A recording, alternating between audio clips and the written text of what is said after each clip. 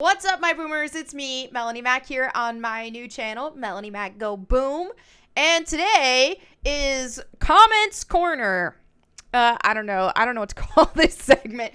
Normally I show comments in every video, but today I was like, let me just read a ton of comments.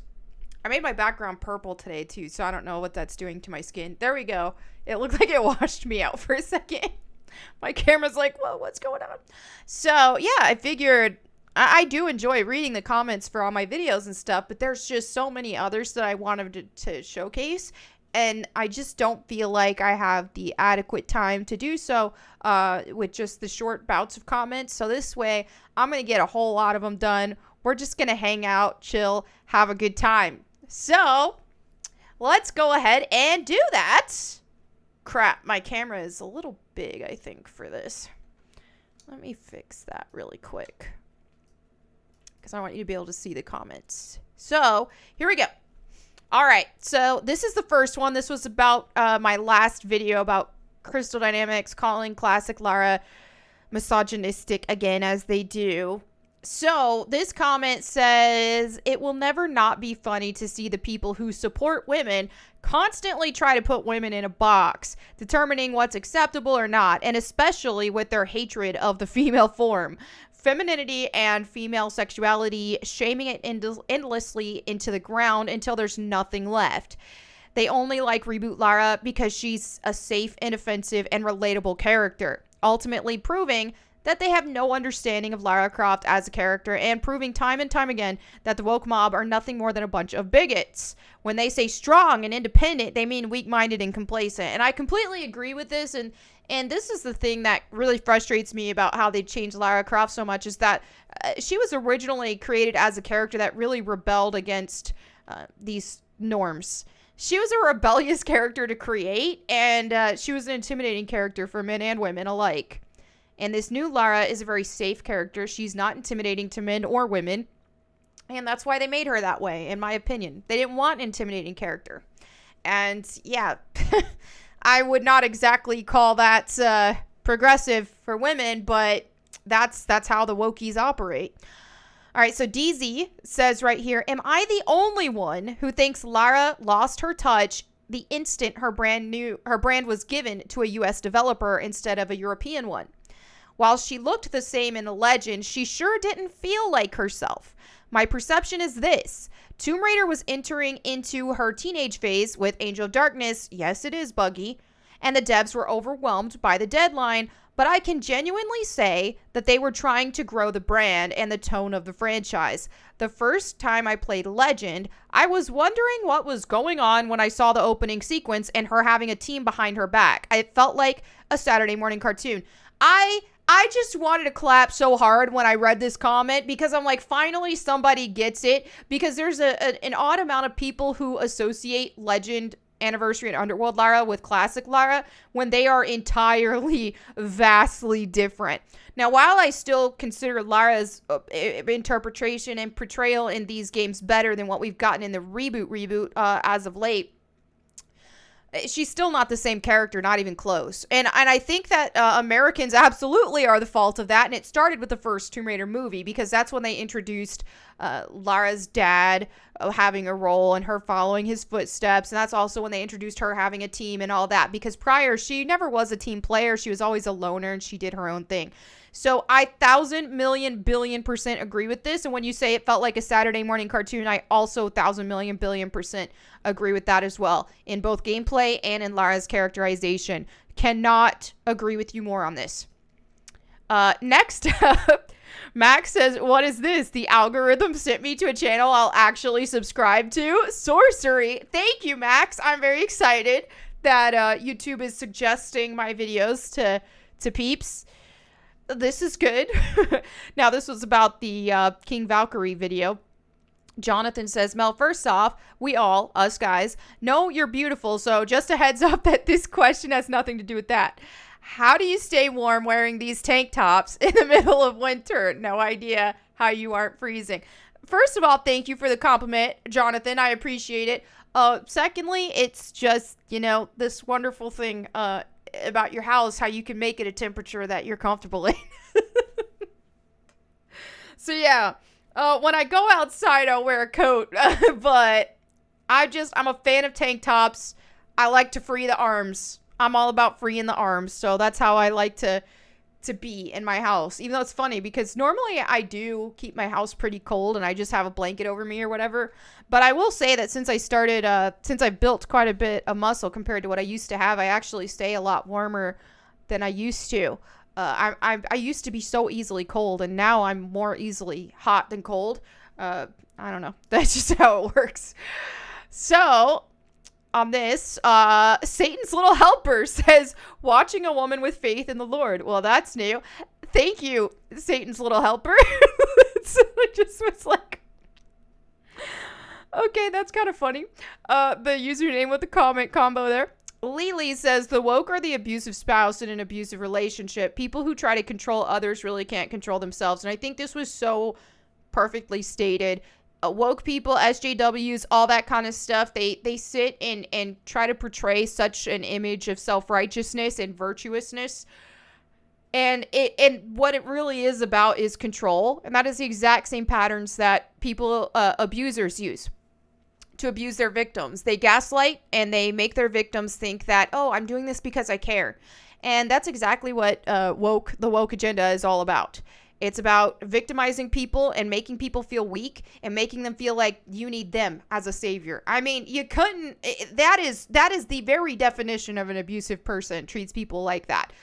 It's astounding. Jake says, angels and fallen angels are technically aliens as they are not humans and do not live on Earth. You know, that's, you're more or less getting into what I do want to get into with my aliens video that I have coming up. But I do agree that, I do think that once aliens are revealed that, they will be fallen angels / demons. But I got a whole video. I'm preparing for this because I just got to get all my resources together because this is one I really want to go in depth about. And I want to kind of go over certain different conspiracies and things like that. And this is one of them. So stay tuned. Dave and his death beanie says, I see the military surroundings rubbed off on you, my friend. A lot of troops, especially Marines, use dark humor to deal with dire situations. We honestly get pretty messed up with our jokes, but it helps. Anyway, I'm going to eat some crayons. Thank you, Dave. Also, thank you for your service. Yeah, for those who don't know, I grew up in a military family. 21 years, lived on base a lot, always around it. And then I did have like an experience with the Marines, U.S. Marines last year that I got to train with them, which was super amazing. But yeah, I've just grown up an Army brat. I've been in, my brothers also joined the military. It's just the military has always been a huge part of my family's life. So I don't know if maybe there's some sort of connection there, but I definitely have dark humor and I've been around it a lot. My dad, a war veteran, has dark humor as well, and it's just always been a big part of my life. And if people want to knock dark humor and shame dark humor, well, then to heck with them because they don't get it. Next up, Adam says, thank you for going on the front line and doing this so we don't have to get stage 5 cancer reading Twitter. No, this was on my video where I was responding to Twitter takes about stuff. And yeah, y'all saw those takes. I'm telling you, every single day, I had to tell myself today, I was like, I need to take a little bit of a break from Twitter, like still use it and stuff, but not read every single response because it sometimes it'll bring out some bad in me. I'm not even gonna lie. Sometimes it will make me mad. And so I have to step away before I let it affect me too much. And I feel like I was getting to that point because I've been on Twitter a lot lately. I'm talking hours every day. Because, I mean, that's a platform that I'm very vocal on these days. And some of the replies just made me so freaking mad. Today's one of those days. I already blocked like 2 people. One of them was because I posted a picture while I was at church today. I posted a selfie. And someone in my comments, like they noticed on my picture that I was at church. I had a hoodie on, just very casual, right? My church is very chill, very casual. Well, someone in the comments was like, hey, I appreciate seeing that you're able to go to church casually because I got kicked out of my church or I got scolded at my old church for doing that. And so I was very supportive and said, hey, I'm sorry that happened to you. That doesn't sound like a very good church to me. And someone in the comments was trying to like for some reason trying to justify pushing people away from church based on not dressing fancy enough. And dude, I popped off. I wanted to pop off a lot more, because to me that's like Pharisee speak, and that makes me so freaking mad. Someone claims to be a Christian and are pushing people away from church. Ooh, so I blocked them. Evie says, at this point it's just good versus evil, nothing else to it. And that's how I feel. And I've tried to like give the woke movement and the SJW mob, all them, I've tried to give them the benefit of the doubt and say, oh, they just care and they're just misguided, blah, blah, blah. No. You know, there are some people manipulated into the movement, but at the end of the day, the woke and SJW movement, I do think it is evil. I think there's evil behind it. 1,000%. That, like, there's just no denying it at this point. Like we've said earlier, it's like an abuser. It's all about control, and it's evil. You can't convince me otherwise now. Conflict says, I came here because I'm a piece of crap. Stayed for the piece of crap. Those who saw my intro for that video I made. I love it. Nice to see you here, Conflict. Thank you. Now, 2-strand box braids says, you can't even say 1 + 1 = 2 and people will get hurt. So don't hold back, because we live in a day of age that you can't actually speak on flex without somebody busting a tear. Those people are just laughable. And I swear, it has, the past couple days or so, I've had a bunch of crybullies come after me, and it has gotten to me. And I don't ever apologize to the mob. I usually just block or mute and just move on or whatever. But I'm not going to lie, it does get frustrating, and that's why sometimes I have to step away, because I'm like, it's not worth it to let them upset me, because they're so easily offended. You can't ever say anything without offending somebody. Now, this comment made me laugh so hard. This was actually on my other channel, where I mentioned something about gingers, and I was like making some jokes about it or whatever. And this guy goes, as a POG, person of ginger, there's a reason I don't show my face on my channels. I was dying. I want to see Pog, person of ginger, or ginger, used more often, because oh my goodness, I was laughing my butt off.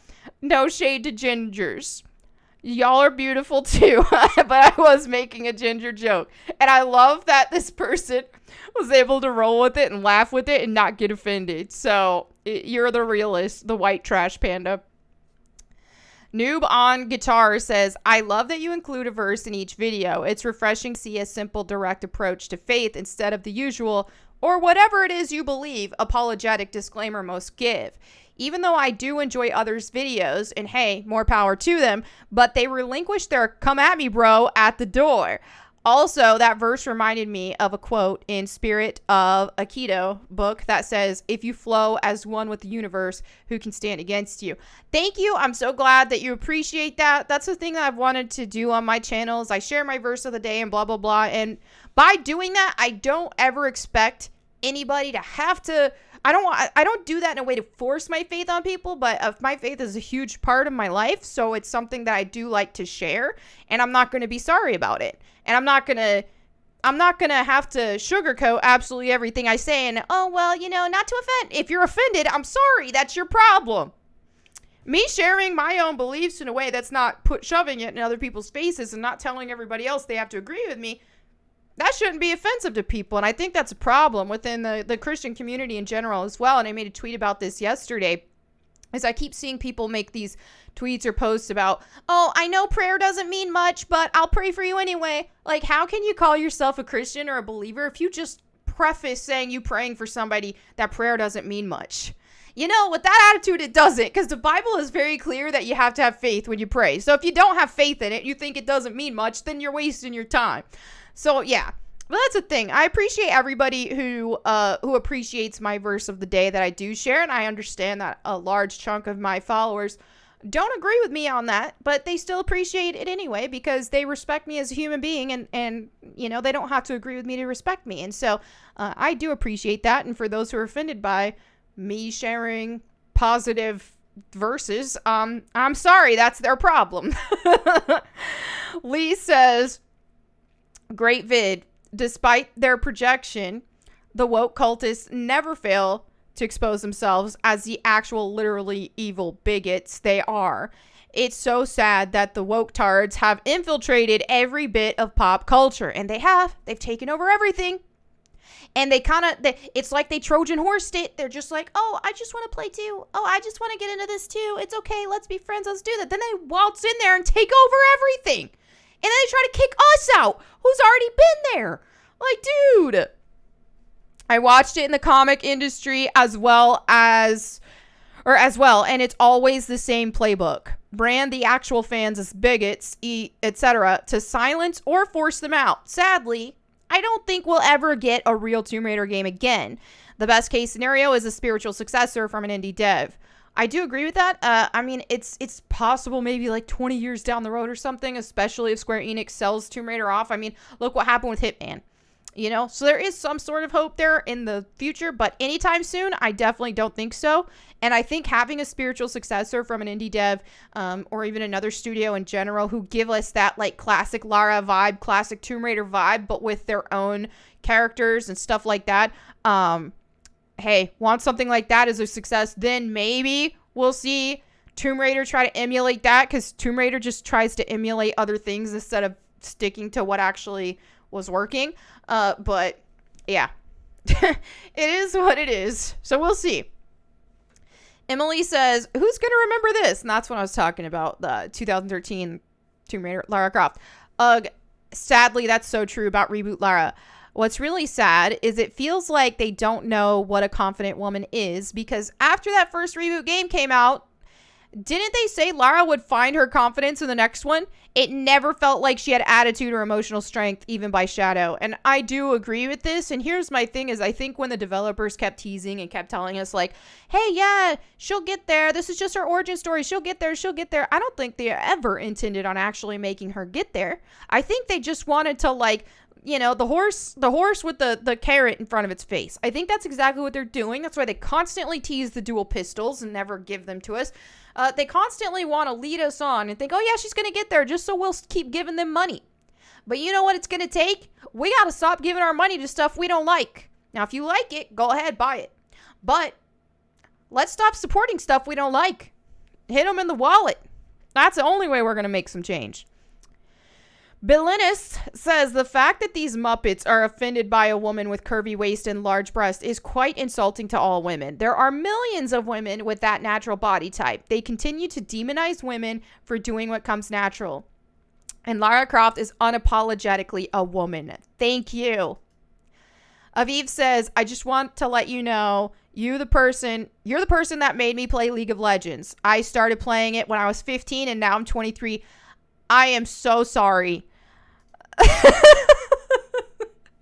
Phobos Kitty says, the problem is men making the game surrounded themselves with women who are jealous of strong, curvy women with big boobs, and they hate that they do not look like the power fantasy.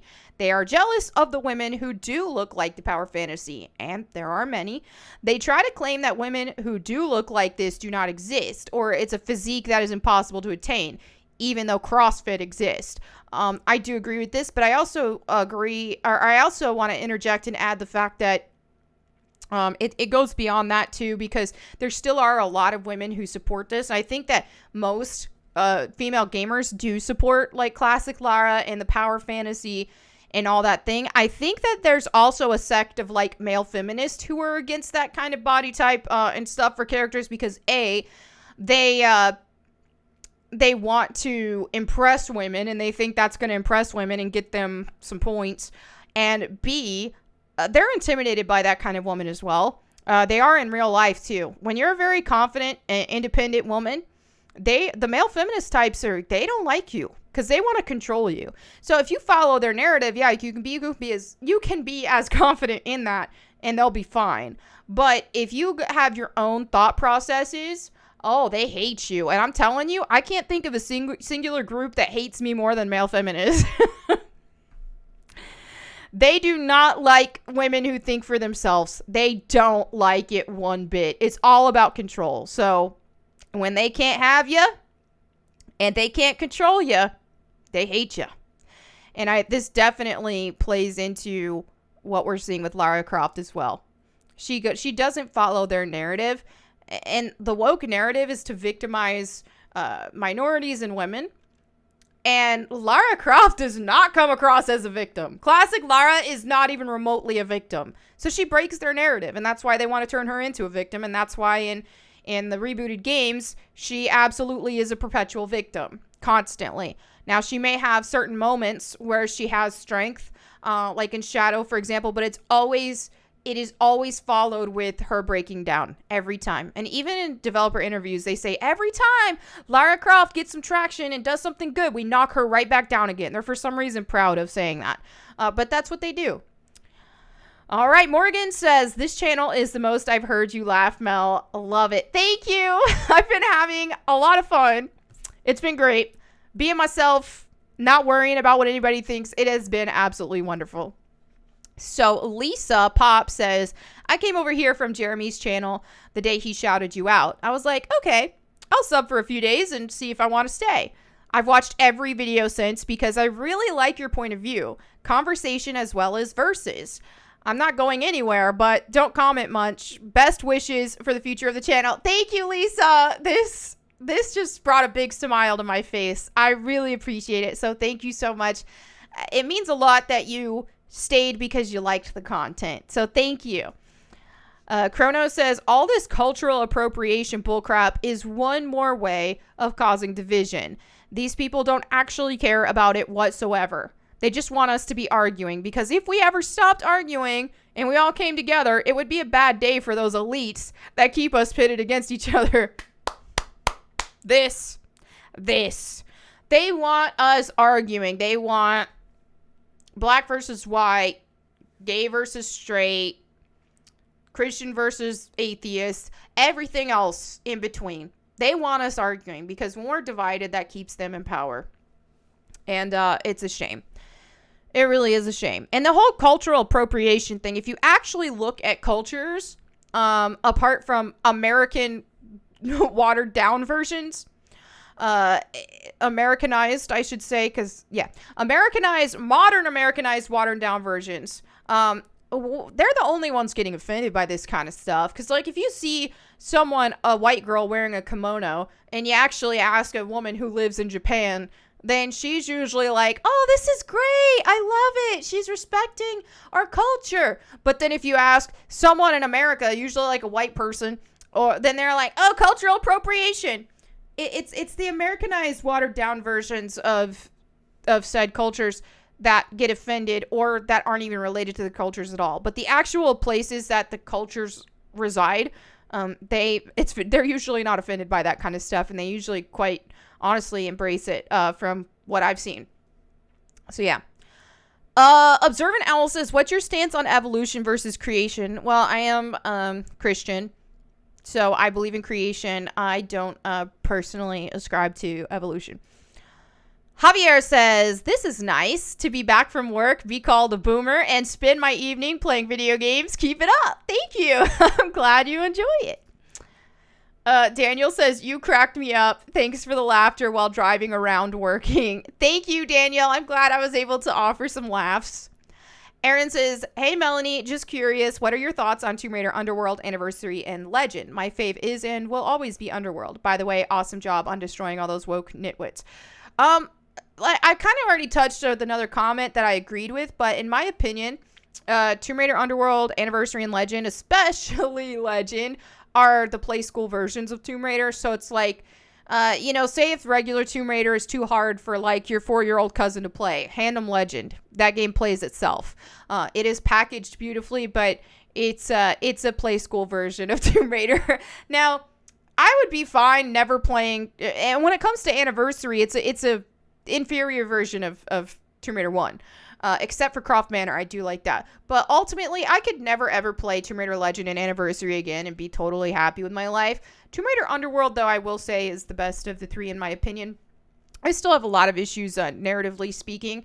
But overall, I think it's the best of those three.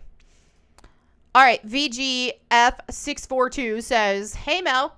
Haven't been on this account for a while, and I just now discovered you have made this new channel. Insta sub for your takes. Thank you so much. And I can't even stress how much I appreciate this and how much I've enjoyed the new channel, because, I feel like when I was in a position where I felt like I couldn't be myself, I couldn't express myself, I couldn't share my own opinions and stuff, then there was no substance to me then. And so every single comment I would get almost would just be like, Melanie, marry me. Melanie, I want you. Melanie, you're hot. And it was like, after a while, when you feel like people don't even appreciate you for who you are as a person, it's frustrating. And, you know, obviously compliments are nice and all that kind of stuff. And I love to get a compliment about, oh, Melanie, you look beautiful. This kind of, yeah, I love that. I'm not going to say I don't. But just to see that there are still plenty of comments that have to do with who I am as a person and my opinions, it means a lot. It's like, okay, people are seeing me as more of a human being. It's nice. Salty Refried Bean says, Melanie, I think someone spiked your G Fuel. You were off the chain today. I had so much fun on that video, not even gonna lie. Sean says, I just discovered you and your channel. I wanted to tell you that you have been a real encouragement to me. I wanted to return the favor and encourage you to keep doing what you're doing. I also wanted to share scripture with you as you have shared scripture with me. 1 Thessalonians 5:12 through 22. We ask you, brothers, to respect those who labor among you and are over you in the Lord and admonish you, and to esteem them very highly in love because of their work. Be at peace among yourselves. And we urge you, brothers, admonish the idle, encourage the faint-hearted, help the weak, be patient with them all. See that no one repays anyone evil for evil, but always seek to do good to one another and to everyone. Rejoice always, pray without ceasing, give thanks in all circumstances, for this is the will of God in Christ Jesus for you. Do not quench the spirit, do not despise prophecies, but test everything. Hold fast what is good. Abstain from every form of evil. Grace and peace, Sean. Thank you, Sean. This was very nice, and I really appreciated it. Okay. Angel Sorrow says, gotta ask, is Coltrane named after Augustus Cole from Gears of War? Now, Coltrane's my cat. He was in my last video. Yes. I got Coltrane almost 13 years ago. And Coltrane, the character on Gears, is one of my favorite video game characters of all time. Gustavo says, remember when Gandalf said, I found it is the small everyday deeds of ordinary folk that keep the darkness at bay. Small acts of kindness and love. Yeah, I love that quote, and I think you are doing exactly that, Melanie, by supporting freedom however you can, and simply laughing at the lunatics at Twitter who, as always, are not helping at all. Thank you, Gustavo. Oh, this one. I talk about Lord of the Rings and stuff, and this guy's like, this girl's too young to be an RPG gamer worth listening to, and I'm like, I'm 35! Bro! Thank you, though! Oh, this was on Twitter. I couldn't help but laugh. This was when Canada... I shared a tweet about how the Canadian government was saying something about taking people's pets. And this guy goes, well, time to run guns up to Canada. And this guy goes, never thought I'd be fighting in the Civil War side by side a furry. And then this guy goes, what about side by side with the crap poster? This just had me rolling. I was like, I gotta share this in this video, man. And this boomers definition. Shortly after World War II, U.S. troops were returning home. Having fulfilled their military obligations, they obtained their benefits, got married, and had babies at roughly the same time. Schools and playgrounds had to be built to support this new huge generation of kids who more or less overly populated. They later had kids, and a gamer girl named Melanie Mac created a YouTube channel dubbed Melanie Mac Go Boom, and thus those subscribers to that channel were named boomers.